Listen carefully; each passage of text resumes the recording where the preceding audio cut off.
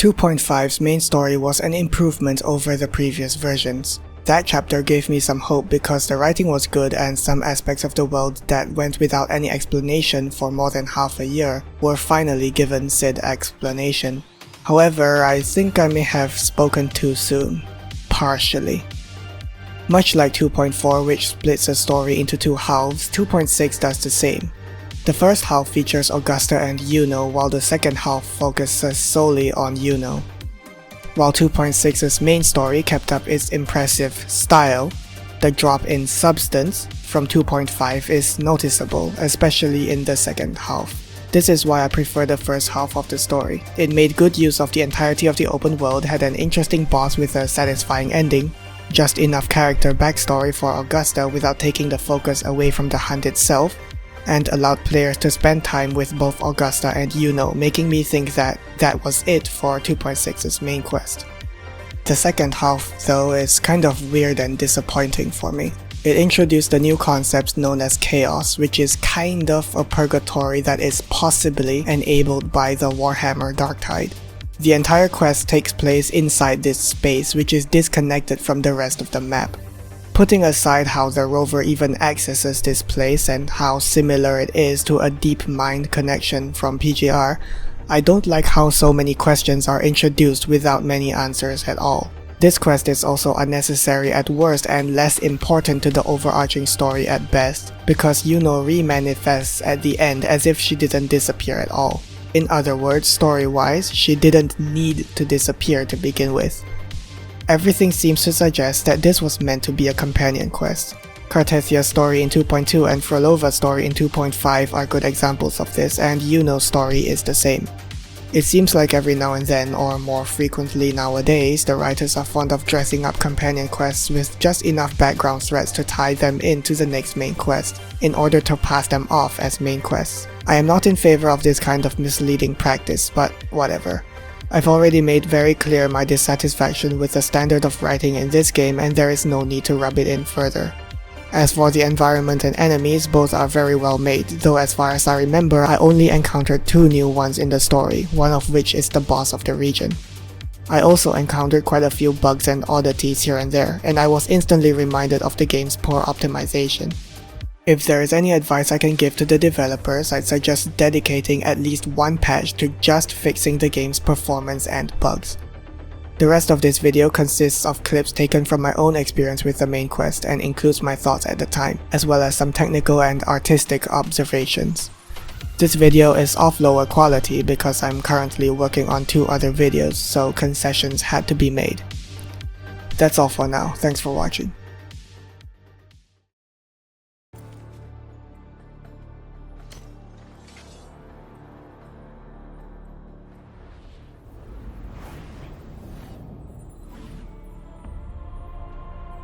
That's a first-person perspective right there.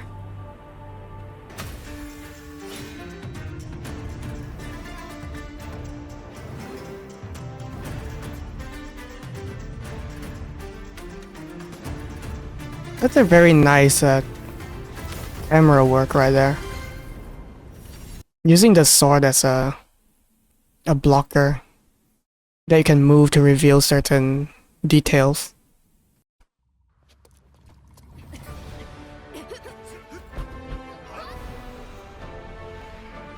Oh, it lagged a bit there. That's the first time that has really happened to me in a cutscene, as far as I can remember.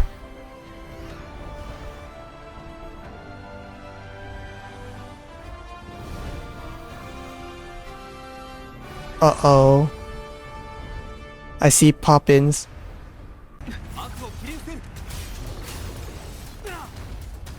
Ow.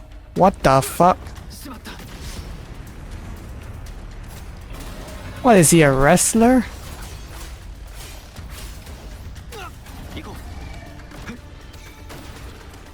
Okay, Glavenus.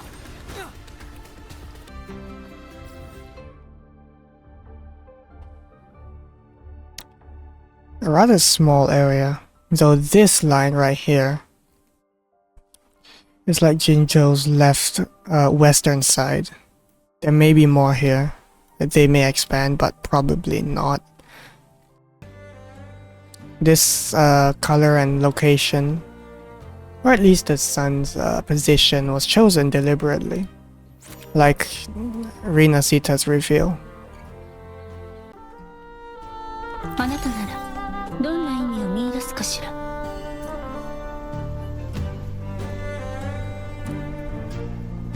終点に至るプレリュード。Same leitmotif as Septimon's music. I'm surprised by how many times they can reuse the same motif and still come up with something different. I like how in Story Quest they keep the time of day. They don't enable the time to move, so the sun is always here. And I like how from here you can see there and there. Can I see Raguna from here? Oh, what the fuck? That was weird. I'm not sure if I can see Raguna from here. It may be too far away. Oh well. Does the time actually change? It does. If I move it to, let's say, daytime again.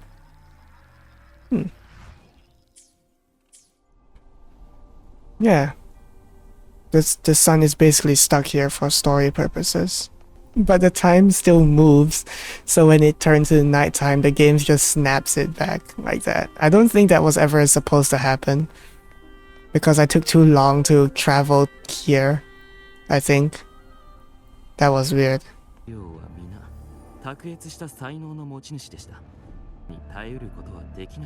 Let me guess, the story is going into a path of what makes a hero is determination, not the power they're born with. This music is pretty good. Oh, 2D style perspective. About time they did this again.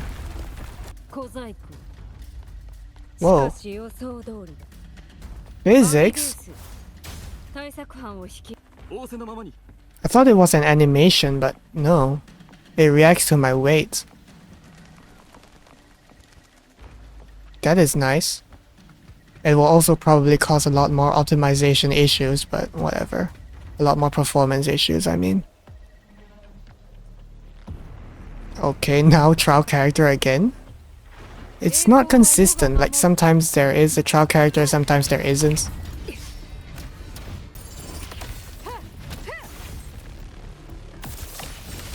That heavy attack is so much like Alpha's. Except I don't think she can parry in that stance. Oh, there's a texture problem right here. Oh well.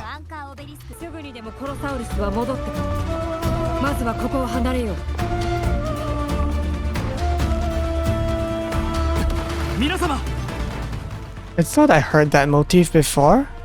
It's the Raguna nighttime thing. The one that plays in the city at night. I can swim in this. Oh. I cannot swim in this, okay. Well, I'm looking forward to a tail cut. I wouldn't be surprised if they actually programmed it in though. Since they did the bell, boar, and turtle thing in 1.0. If this was Monster Hunter, that roar would just stun me in place. I'm glad that this game is not like that. Okay.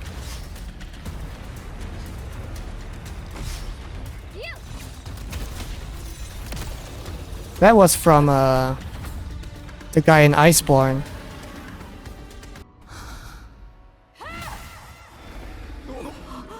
There we go. That's a free material right there. Oh, textures. If even I am getting some of these technical issues, albeit really small ones, I wonder how it would be like for people who have been already experiencing technical faults in previous updates. Either way, I think they should just take a break for the next update and just focus on optimizations. 彫像と似た外見に惑わされてはならぬ。特に心を腐らせる歌声には注意が必要だ。 Oh, so that's the thing we've been seeing ever since 1.0. Whenever I see these human statue things, I've always wondered what caused this to be here. Good that it's finally being explained. Yeah, they look different from the 1.0 version, the 1.0 variants, but the idea is the same. Man, this is straight up Gears of War style. Thanks for giving me a healer character to do this, by the way. It makes sense when there's a second trial character, because you don't have to have another healer. Rover can automatically heal, and since Rover's in the story anyway, might as well, but still. Alone, might as well use Spectral or Havoc. I'm guessing these enemies have a lower health modifier, because I'm not dealing in a lot of damage here, and they're still dying quickly. So the health modifier is specifically lower because the devs are like, yeah, fuck it, let's give it Aero Rover, because that's the newest Rover. When all the time before this, Rover would generally be Spectral until big ass Avatar state moment, and then they transform into Havoc. But now it seems like they're just defaulting to Aero, which is a healer, so they have to do this thing where the enemies have very little health, specifically in these scenarios. For story purposes it makes sense, but since Rover can change between elements, then they should probably make use of the other elements more in these trial character moments. Man, her wearing her ring on her thumb and not on her finger. That's a weird thing. I'm going to look it up. Rings worn on the thumb can signify independence and individuality, reflecting the wearer's personality and lifestyle choices. In various cultures, the thumb ring has been associated with strength and power, often linked to warriors or leaders who wore them off as a sign of authority. Huh. So it does make actual fucking sense. I thought it was a random decision, but no, it isn't. But doesn't Lupa exist though? They have probably written Lupa out of the story again, just like Frolova. Oh.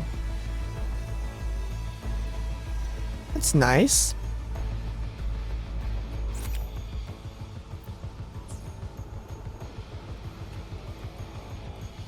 Oh, okay, it's just not. Wait, that was Augusta's son right there. So it wasn't supposed to be there, okay. I guess that was a nice bonus.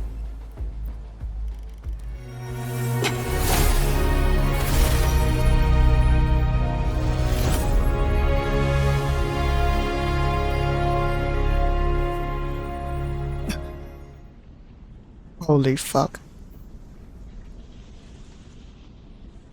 Changed the whole skybox. It even had its own lens flare. I believe they reused this effect from 1.1. We have the size of the cliffs framing everything, and then we have the clouds framing even that. We have solar flares, coronas, whatever that is called. The thing that the sun shits out every now and then.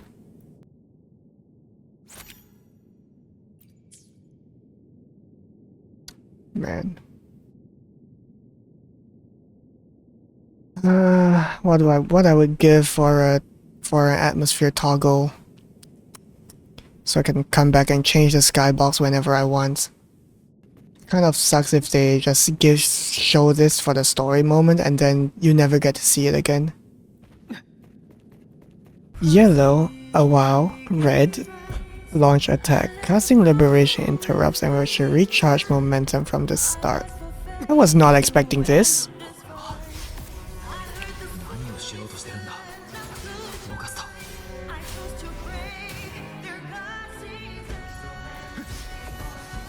Wow, there's no wind up to her attack, because she reuses the same attack animations as the playable version. Hey, your input reading. Well, I can't show you my strength when I'm in healer mode. I guess I was expecting a fight with the actual boss because this arena is giant. It would make sense.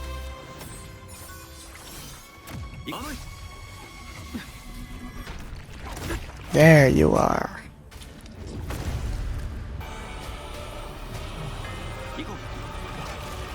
What the? Okay. This music is really good. I did not expect this genre. Is it the big one again? Okay, it is, I think. No, this is different.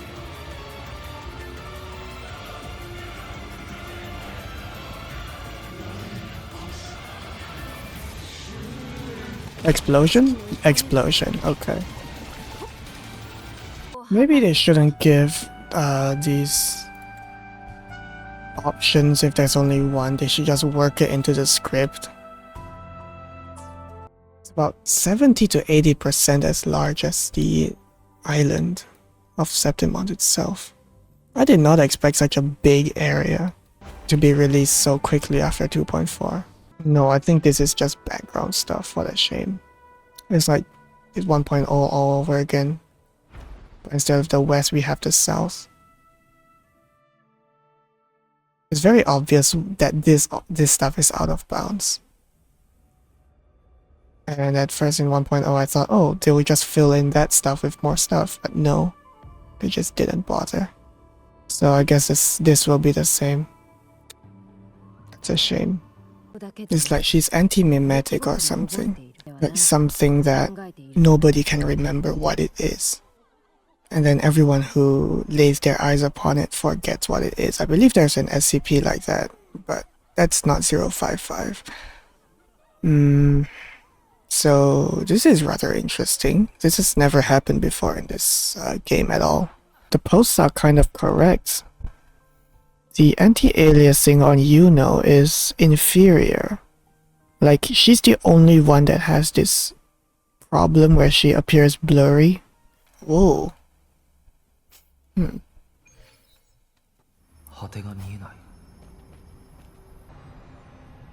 I wonder how the writers are going to explain where the hell I am. Like, how I got here. Like, I get appearing into like fate and timelines and shit. But yeah, I don't think the word sonarosphere is going to explain this. Man, when she moves around a lot, she really looks way more blurry. The movement is weird. Like, I'm just pressing W and S. It's like Torrent from Elden Ring. I can't just move forwards and backwards or something. I have to turn. That is annoying. There is a very, very soft ambient sound. I hope I can come back here.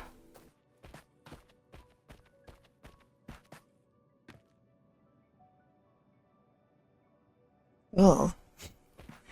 I was trying to like trick the game or something. If the elevation is different, then she'll teleport. Is she stuck? No, she's not stuck, okay. Or maybe they just programmed it so that if she moved too far away from the center of Rover's character model or something, or the Rover's position, coordinate position, then they'll just teleport her. Can I reproduce this? Because it's not a bug, this is like a... This is completely a feature. I don't think... There we go. Okay. It's a bit hard to get that to happen. I would say this is a nice way to do a choose your own adventure kind of thing with different endings, but... What the fuck? So, there is no other option. There are two possibilities as to what this thing is. and they programmed physics for it. It does not appear to flow as smoothly as believable as real water, which makes sense. You know, you can't exactly do it one-to-one to real water physics, so I'm assuming it's some kind of overlay so that it only appears at this angle, it's inside, and it looks like the surface of the liquid doesn't move at all. Or at least it's a set animation, it doesn't react to how much I'm shaking it, so it should be an overlay.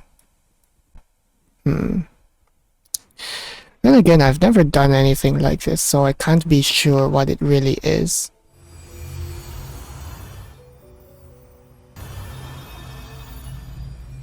Oh, the sound effect cut out there. To wait for my click. It started with 2.6, I think, where the transition from one voice line and camera angle to the other, especially those separated by user inputs, the transitions have been rougher and rougher. 我々は予言を通して先んじて未来のことを知り、正しい解決策を考え出してきた。これまでのセブンヒルズの予言もそうだ。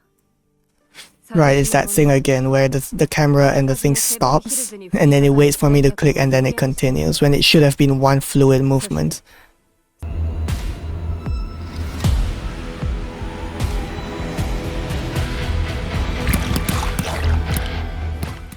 There is music, it's very, very, very, very soft.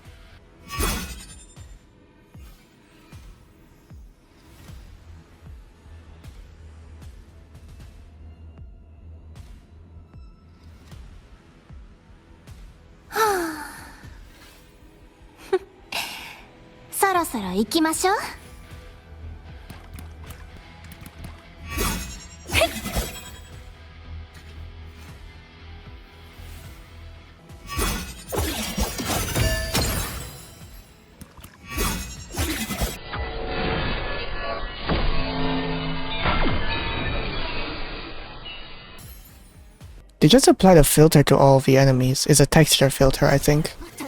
They just put that over the enemies. So there's no new enemy other than the Glavenus and the All Sovereign? Unless there's something I'm misremembering, or maybe there's a third new enemy.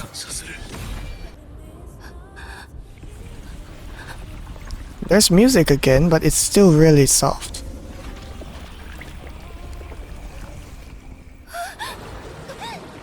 And my music is at 100, I believe. Yeah, I guess the music is supposed to be way louder here.